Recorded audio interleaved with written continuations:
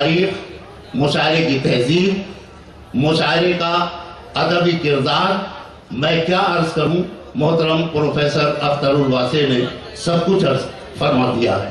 بس دوستو، ہونا یہ چاہیے کہ دل یہاں دھڑکیں تو گونج وہاں سنائی دے، عشق وہاں چھلکیں تو دامن یہاں لہرائیں، اور اس طرح سے مشاعرے کا یہ سفر مکمل ہو جائے، اور ہم اور آپ جب یہاں سے رخصت ہوں تو ہمارے دل میں صرف ایک یہی تقویت اور تمانیت ہونی چاہیے کہ آج ہم اردو کی خدمت کر کے آ رہے ہیں، تہذیب کی حفاظت کر کے آ رہے ہیں، اور لال قلعے کی عظمت کو سلام کر کے آ رہے ہیں۔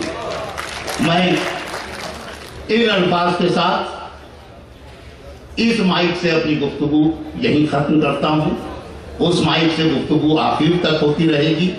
شورائے کرام سے جو گزارش مجھے کرنا تھی میں نے ان کی خدمت میں پیش کر دی۔ آپ کا جو فرض ہے آپ اچھی طرح جانتے ہیں۔ میں تو ہمیشہ یہ کہتا ہوں کہ دہلی صرف ہندوستان کو نہیں پوری دنیا کو مشاعرہ سننا سکھاتی ہے۔ تو آج اپنی ان عظمتوں کا آپ کو ثبوت دینا ہے۔ ایک تاریخی مشاعرے کی ایک تاریخ کہ گزشتہ 38 سال سے اس مشاعرے میں پہلی غزل جناب متین امروہی کی ہوا کرتی ہے۔ متین صاحب آج بھی موجود ہیں، تاریخ انہیں پکار رہی ہے، اور میں ان سے گزارش کر رہا ہوں کہ تشریف لائیے۔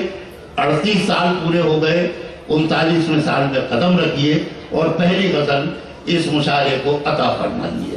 اپنے کوچے سے اٹھا کر کوئی پتھر دے دے، لا میرے دوست مجھے میرا مقدر دے دے۔ اس مشاعرے کی پہلی غزل جناب متین امروہی۔